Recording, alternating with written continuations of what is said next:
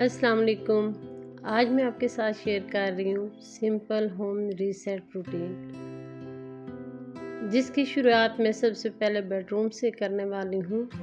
आपने स्टार्ट में देखा होगा बेड कितना मैसी था। उसकी सबसे पहले बेडशीट चेंज की मैंने।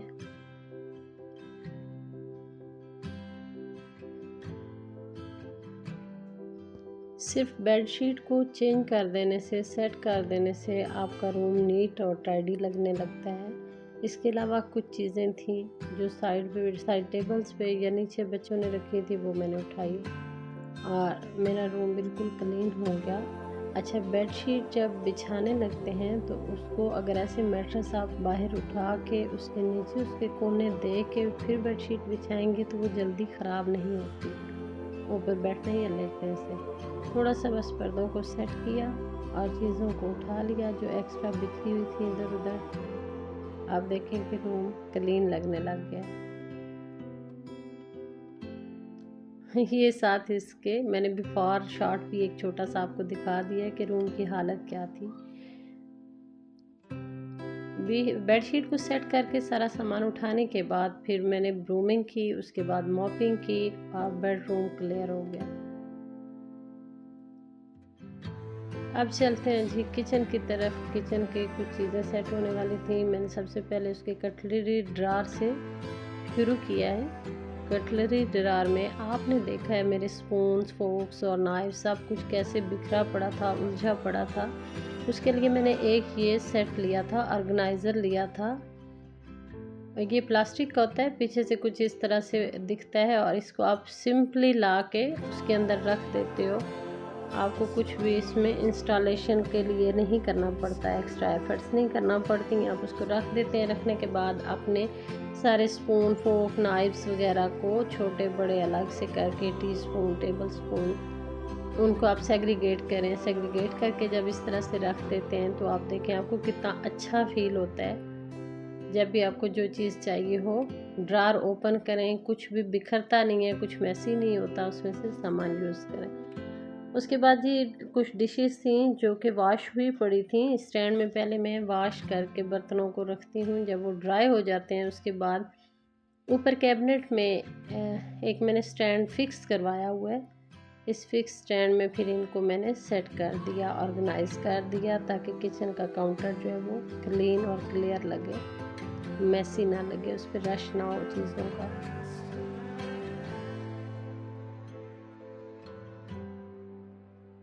बच्चों के टिफ़िन, लंच बॉक्सेस जो थे इनको अलग से कैबिनेट में रखा है।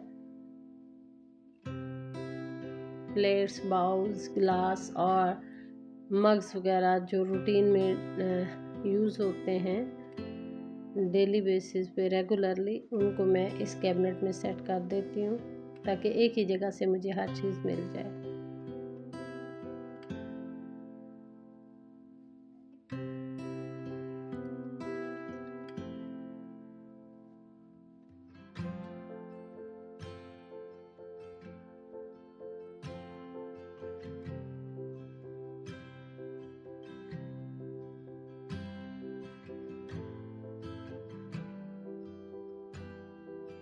ये एक छोटा सा पैन लिया था मेरी बेटी ने एग बनाने के लिए, एग फ्राई करने के लिए।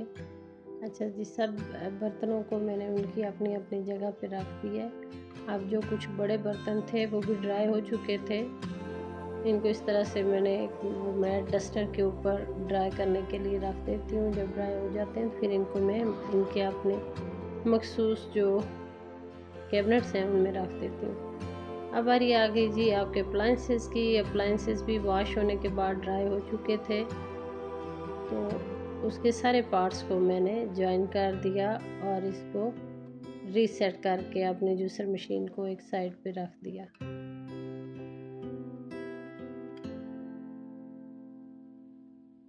इसके तार को इस तरह से कुछ फोल्ड करके ताकि बिखरी हुई ना लगे। इसके साथ एक छोटी सी और वायर होती है, उसके साथ मैंने इसको टाई अप कर दिया। टाई अप करके ये बिखरी हुई फैली हुई नहीं लगती। कुछ फ्रूट्स आए थे उनको मैंने वॉश किया, एप्पल्स को वॉश किया, गावा और ग्रेप्स थे, उन सब फ्रूट्स को मैंने वॉश किया। बारी बारी करने के बाद फिर मैंने सिंक को अच्छे से ड्राई कर दिया ताकि मेरा किचन जो है वो क्लीन लगे। अच्छा, एक मेरे पास जी ये मैंने एक जुगाड़ किया, जो जब हम शॉपिंग करते हैं मेट्रो से तो जिन शॉपिंग बैग्स में चीज़ें आती हैं उन शॉपिंग बैग्स में मैं अक्सर टमाटर और मिर्चें वगैरह जो होती हैं, अदरक लहसुन, इस तरह की चीज़ें रखती हूँ क्योंकि इनमें नमी नहीं आती। जो वेजीज़ में नमी बनती है उनकी वजह से वो अगर पॉलीथीन या इस टाइप की चीज़ें हों तो उसमें वो जल्दी ख़राब हो जाती हैं। इसमें ज़्यादा अरसे तक वेजीज़ स्टोर भी रहती हैं और ऑर्गेनाइज्ड भी रहती हैं फ्रिज के अंदर। इस तरह से इसको मैंने चारों साइडों से कट करके, ज़रा कट करके आप इसको अंदर फोल्ड करेंगे तो ये नीटली हो जाएगा। ऊपर से मैंने उसको स्टेपलर के साथ स्टेपल कर दिया है ताकि उसके पोर्शन ना खुले। अब आगे जी एंडिंग हम करते हैं किचन को समेटने के बाद एक कप चाय के साथ। मिलते हैं फिर। अल्लाह हाफिज़।